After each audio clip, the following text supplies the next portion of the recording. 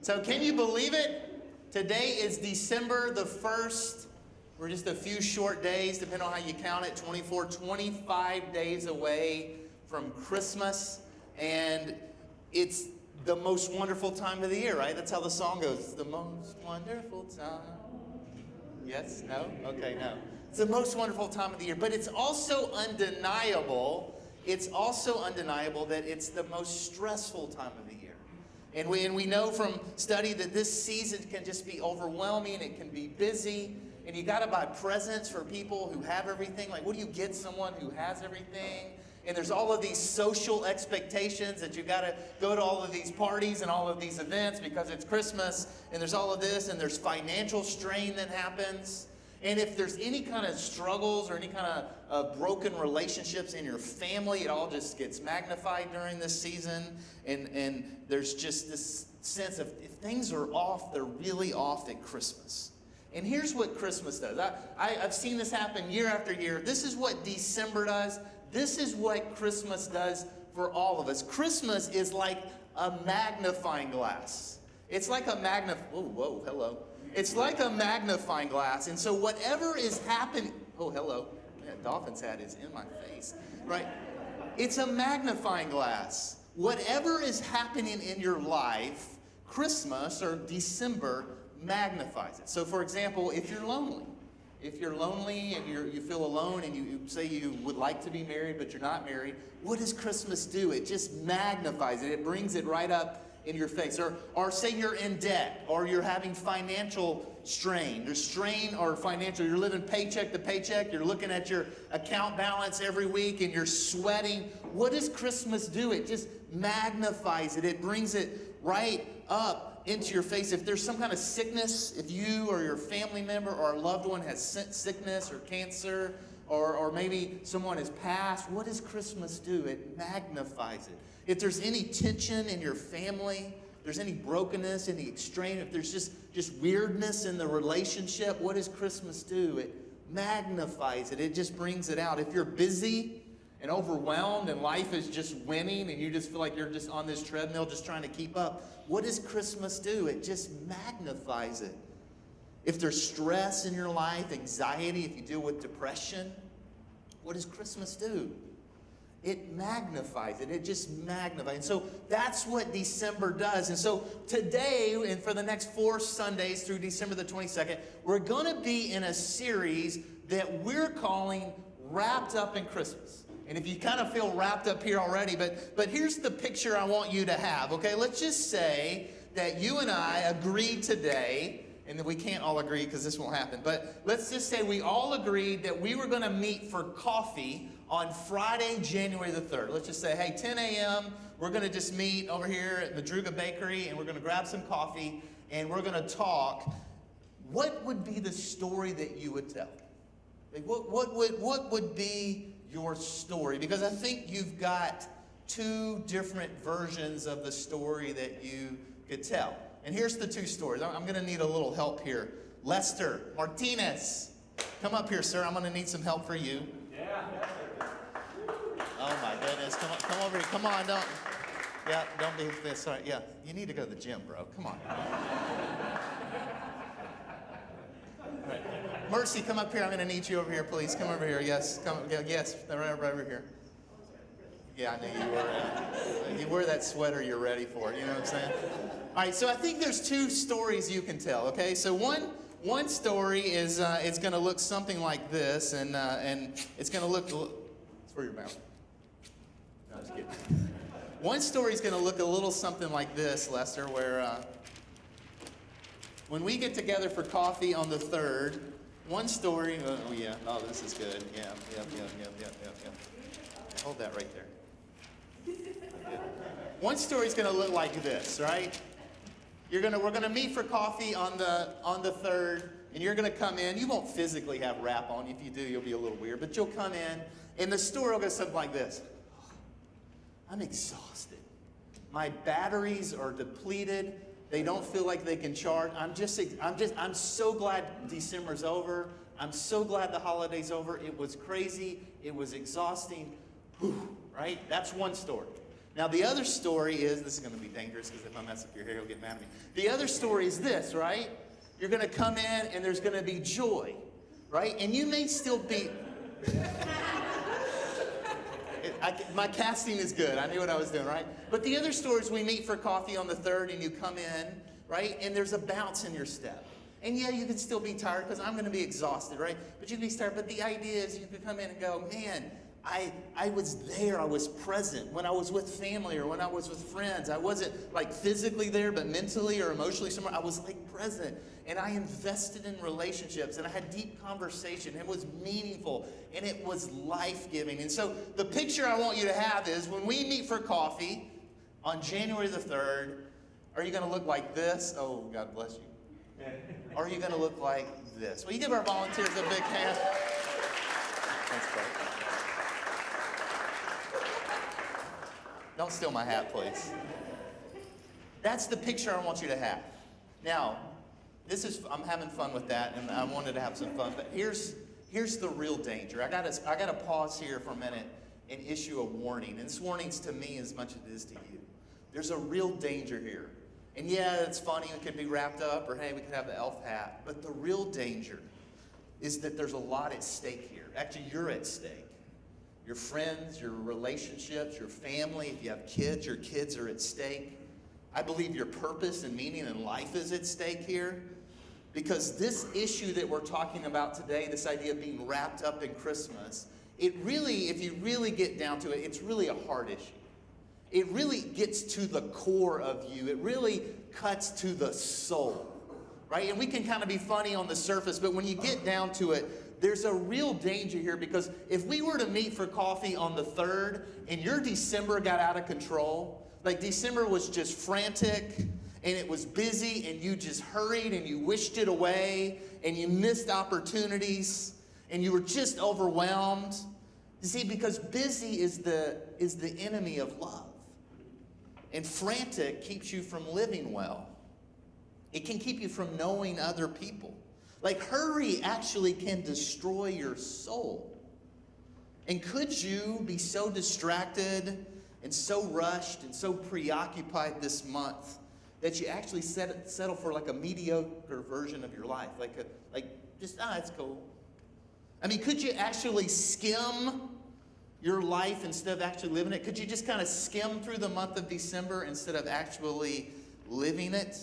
I mean, are your relationships, are your friendships, or is your marriage suffering because of the pace of your life? I mean, are you wishing the month away? Are you wishing your life away? And even sadder, are you missing opportunities? Are there opportunities all around you every day that God puts in your path, but you miss them? I mean, could we slow down for a minute and maybe ask ourselves some reflective questions? I don't really want to do this part of the message because this is the part I hate, because it's really cuts to my soul. But could we just kind of take a self-diagnostic and let me just ask you a series of questions so you can kind of see how you're living your life and if you really need to listen up. Do you constantly speed up your daily activities? I mean, is there something in the back of your mind, like a fear that haunts you, that there's just not enough time in the day to get everything done that you need to get done? And here's how it kind of plays out. When you're on US 1 and you're coming up to a stoplight, as you're coming up, do you start looking at the cars that are in front of you to see which car has a better make and model that may actually be faster when it takes off at the green light? Do you pick your lane based on the cars that are in the lane? When you brush your teeth, is it kind of a race to see how fast you can get done with it? Do you know all the shortcuts to your office or to your kid's school through residential neighborhoods? I do. In a conversation you're having with someone, while you're physically present looking at the person, are you thinking about the next conversation or the next thing that you need to be doing? Do you constantly speed up your daily activities? Here's another question to ask yourself. Are you constantly multitasking? Are you desperate to get all the things done that you need to get done, and so you find yourself doing and thinking about more than one thing at a time? Think about what you do in the car. What are you doing in the car? Hopefully you're driving. But while driving, are you eating and drinking coffee and texting and shaving or applying makeup, emailing all at the same time? Like, are you constantly find yourself trying to do more than one thing at a time? Here's another question to ask. Is your life full of clutter? Or another way to maybe phrase this, does your life lack simplicity? Now, clutter, I'm talking about more than a cluttered closet or a cluttered drawer or a cluttered desk. I'm talking about the idea of a cluttered life.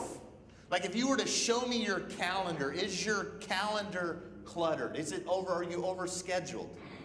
Are your finances stretched so thin? Are you weighed down by the burden of all the things you said yes to that you should have said no to? Here's another one to ask yourself, and this one again gets more serious. Are you experiencing an inability to love? The most serious sign of this is a diminished capacity to love, because the idea of love and rushing are fundamentally incompatible, because love actually takes time. And time is one thing that hurried people don't have. See, frantic is killing intimacy. Hurried people cannot fully love. Like, do you find yourself rushing when there's no reason to rush? Do you make up mock races or competitions with your kids? Like, all right, kids, let's see who can get their bath done the fastest. Guilty. Do you experience a sense of loss of gratitude? Do you experience a loss of wonder? Do you indulge in any self-destructive escapes from fatigue? Drinking too much, watching too much TV, pornography, binge watching on Netflix, constantly on your phone, listening to country music. I made that one up.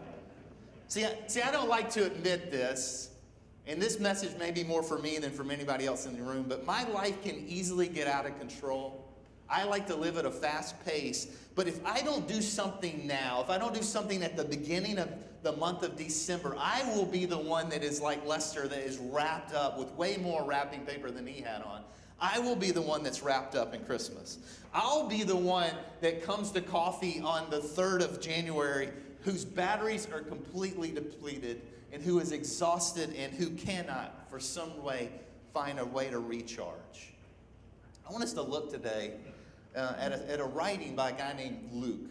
And Luke, if you don't know this, he was a doctor. He was actually a Greek guy, and he was a doctor. And Luke says that he did a thorough examination.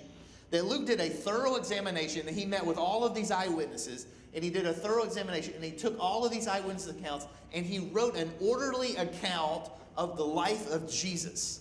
And he writes it down, and it's really crazy. And even if you're new to church or you're not familiar with the Bible much, this is familiar this morning. And so my hope is, even though it's familiar, that maybe this will hit you fresh. But I want to read what Luke wrote, and it really, I think you're going to see how it applies to what we're talking about today. So let's just read this, and this is, again, it's December the 1st, but let this wash over you. Luke chapter 2, beginning in verse 1. And Luke is writing, again, he's writing to the church, and he says, "Now in those days a decree went out from the emperor Caesar Augustus that the inhabited world, that's the Roman Empire, should be registered in a census." And this was the first census taken while Quirinius was the governor of Syria.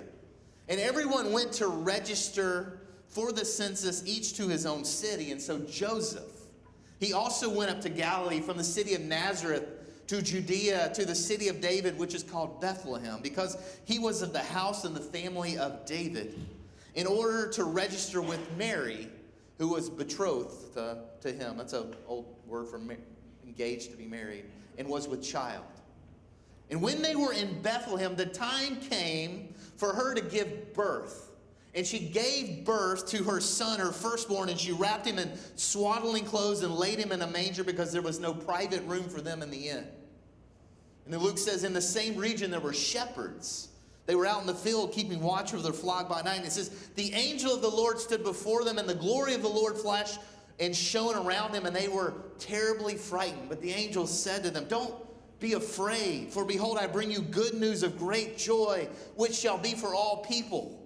For this day in the city of David, there has been born for you a Savior, who is Christ the Lord, the Messiah. And this will be a sign to you. You will by which you will recognize him. You will find the baby wrapped in swaddling clothes and lying in a manger." And then suddenly there appeared with the angel a multitude of heavenly hosts, an angelic army, praising God and saying, "Glory to God in the highest heaven, and on earth peace among men with whom he is well pleased."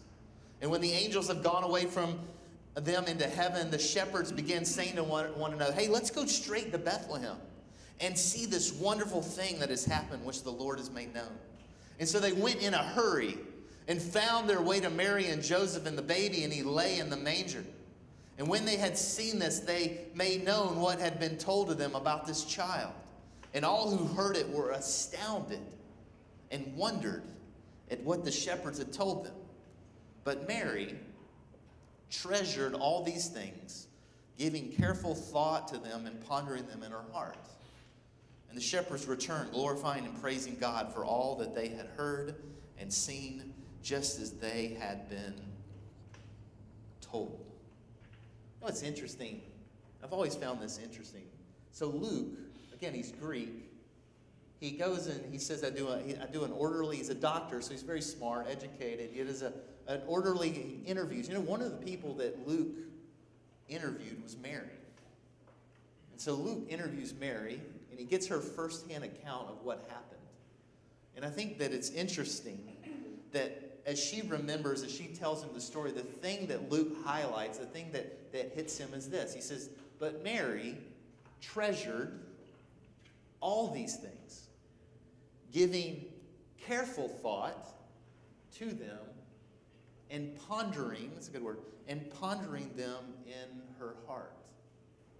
And as we stand here on December the 1st, headed into the holidays, my heart's desire for you, my heart's desire for me, is that this month, this season, now through the end of the year, that you would be fully alive, that you would be present, that you would invest, that you would find vibrancy and abundance, right? That you would be able to say things like, "Man, I treasured what happened.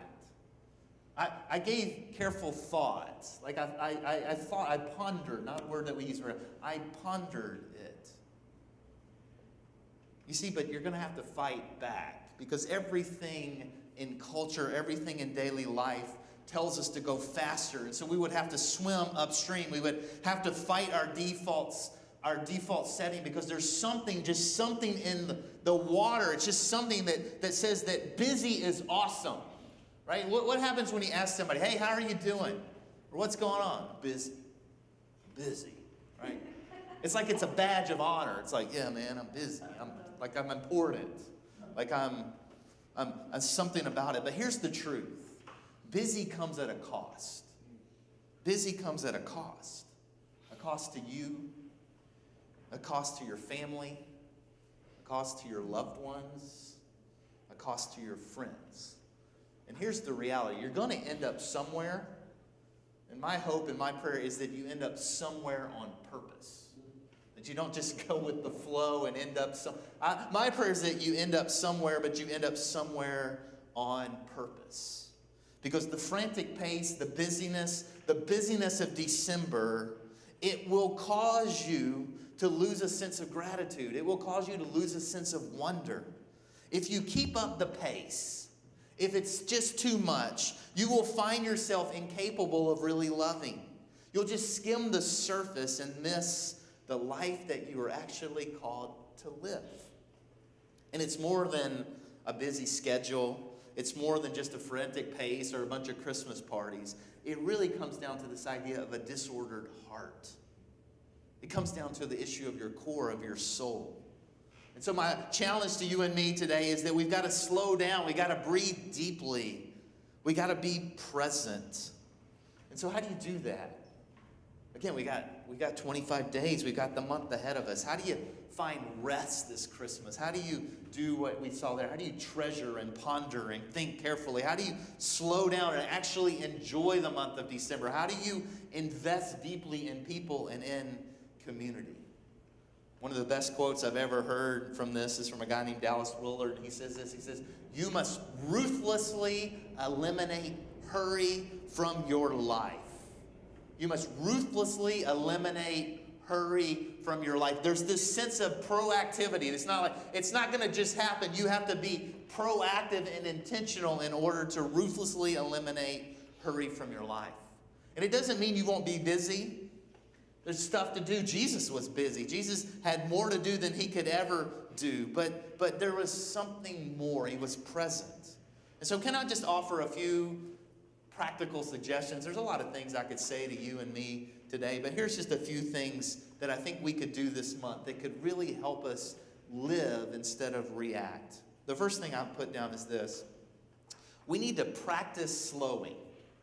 That sounds weird, right? Practice slowing. Here's what I mean by that. This means cultivating patience by deliberately choosing to place yourself in positions where you have to wait.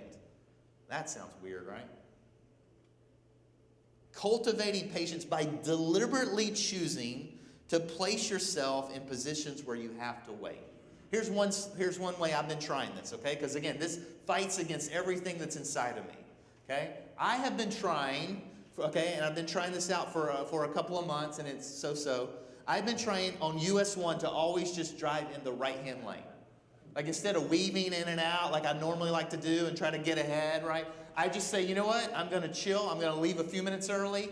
I'm just going to chill in the right-hand lane. I'm just going to stay in that lane. I'm listening to a podcast or music or something. And it's okay. What am I going to get there? 3 minutes ahead of time and maybe die? Right? I'm just going to chill. Like, what would it look like for this month just to say, you know what? I'm going to intentionally just choose the slow lane. I'm going to leave a few minutes early and I'm just going to choose the slow lane. You may arrive 3 minutes later, but your blood pressure will probably be a lot lower, right? Here's another one. Here's another way to practice slowing. Eat slowly.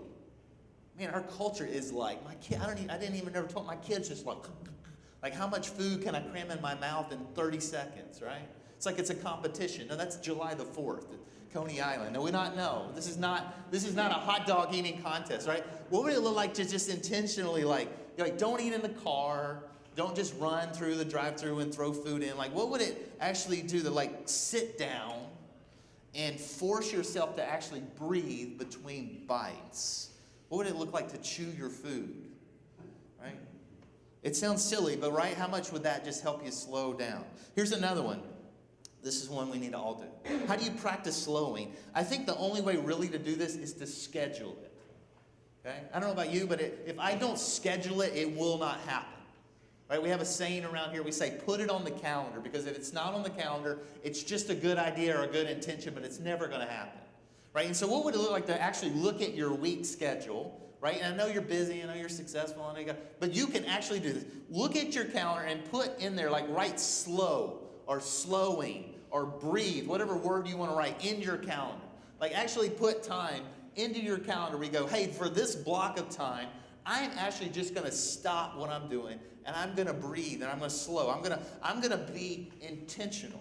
What would it look like if you're married to schedule a time with your spouse, right, where you actually just go, where it's coffee or dinner or whatever it is, and you put your phone aside and you actually just it sounds impossible, right? What would it look like with friends? Maybe you're not married. What would it look like just with some friends, just to go and intentionally, right? But over the next few weeks, intentionally just plot time where we're just going to just be slow. Sometimes maybe you don't even need to talk. Could you just sit? That's so countercultural, right? But it says Mary that she treasured, she carefully thought, she pondered. All of these require slowing down. See, I believe there's opportunities in front of you every single day. They get placed there. They're in front of me. They're in front of you. They're placed there. But because of our pace, I think we just miss them. Here's a second kind of idea or suggestion, right? So practice slowing. Here's the second thing that I think we have to do in order to kind of embrace this and to get to January the 3rd and not be out of gas. I think we have to just embrace our limits. You just got to embrace your limits. This is the thing I don't want to do. This is the thing I have a hard time admitting. But I think as I'm getting older, I'm just realizing I've got to embrace my limits because I'm an achiever. I want to accomplish. I want to be a great husband and a great father and a great leader and a pastor. And I want every message to be the best message I've ever preached. And I want to help spark a movement. And I want to be a great friend. And I want to work out. And I want to eat well. And I want my golf handicap to drop by 10 strokes. And I want all of this stuff to happen. But I'm realizing that I have limits, that I'm limited, and that you are limited. And we have to embrace those limits. In fact, limits are the thing that I believe drive you toward humility toward God. Because the reality is, and again, you don't want to hear this, and I don't want to hear it, every single one of you has limits. You've got limits physically. I mean, you got to sleep, you've got to eat, you got to drink to live, and you can't stop the aging process. You're getting older right now. Look at you guys. You got limits based on your family of origin. Right? I mean, you didn't choose your family, you didn't choose your ethnicity, you didn't choose the country you were born in, you didn't choose the culture. And they are all gifts, but they also offer limits. You have two parents, or one parent, maybe you were adopted, whatever it is, you have limits based on your family. Your marital status is a limit. Right? If you are both married and single people have limits, right? If you have children, you have a lot of limits. I've got 3. 4 really, because one of them counts twice. So much work. Right? Your intellectual capacity is a limit. As brilliant as you are, as smart as you are, you have limits. Your talent and gifts. We each have talent and gifts, and you have certain strengths and weaknesses. Your personality is a limit. Your material wealth and resources. Your time. We only have 24 hours in a day. We all have limits. So what does it look like to embrace it and just go, you know what? I got limits. You know what? You know what embracing your limits means? You have to end up learning how to do. And we don't like this. You have to learn to say no. I can't. I'd like to. I want to. But I can't. I'm limited. I have to say no to more things than I say yes because I am married and I have 3 kids and that is part of the priority in my life. And so in order to invest the proper time into my wife and 3 kids, I have to say no to a lot of stuff. I say, I would love to hang out with all of you. I would love to do coffee, like I said, with everybody. I can't do that, right? It's a limit. Embracing your limits. Here's the last one. We'll pick this up and speed up here. The last one, and this is super, again, I'm just trying to get super practical. The last thing I think you got to do this month, if you want to survive December and thrive and not just get eaten for lunch, I think the last thing, you just need to put your phone down. Put your phone down. Ooh, all the millennials are peeking up on me here, and I see you, Brian. You got to just put your phone down. When you're at home, you need to just put it away. Here's some really practical things. Turn off notifications. Do you really need all of those? Do we care? Do we care about some of that stuff? You need to turn off some notifications. Here's one, and there's a ton of research on this. I could go on this for hours, but I won't. You need to sleep with your phone in another room. Okay, I'm getting really practical. When you go to sleep, your phone should not be in the bedroom. It should be in another. Oh, I see no elbows there over there. All right, we've got some marital counseling coming up. Now you need to sleep with your phone in another room. Here's another one. Okay, turn your notifications off. Sleep with your phone in another room. And when you wake up in the morning, wait 30 minutes to turn on your phone.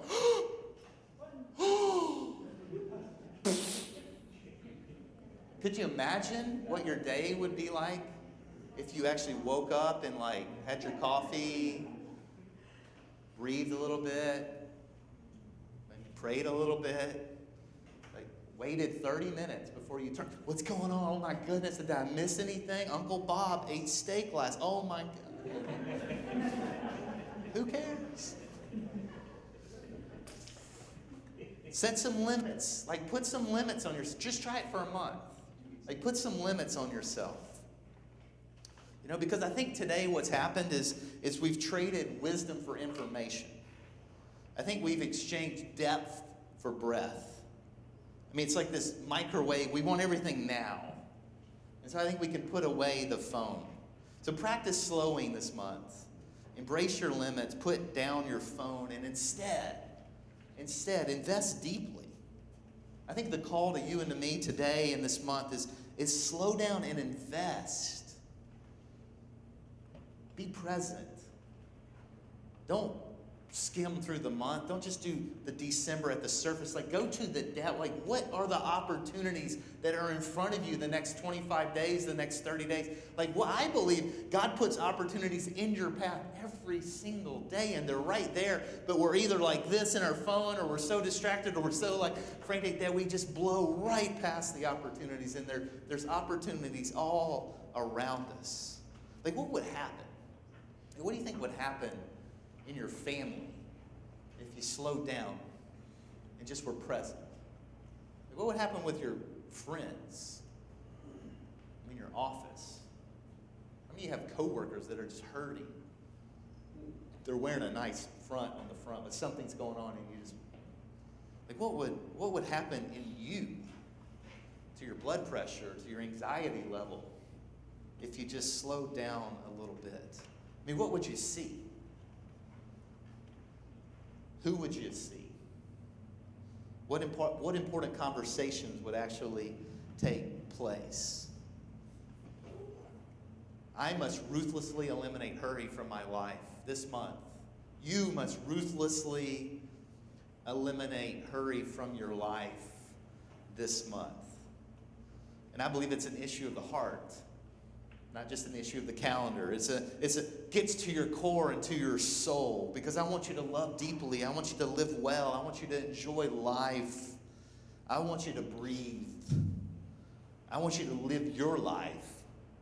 I want you to find your calling, live your purpose, experience deep meaning. Luke says that Mary, in the midst of all of this, he says she treasured all of these things and gave careful thought to them, pondering them in her heart.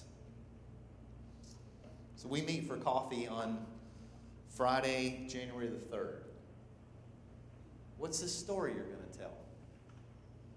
Is it going to be wrapped up? Or are you going to be free? Because here's the reality. You're writing that story now. You're writing the story today. Thanks so much for tuning in today. We hope that it brought you encouragement and brought you hope for the rest of the day. If you have any questions or like to talk to someone, you could email us at hello@mammychurch.com. If you'd also like to support what we're doing here, you can go to mammychurch.churchcenter.com/giving. Make sure to subscribe. We love you. Thanks for watching.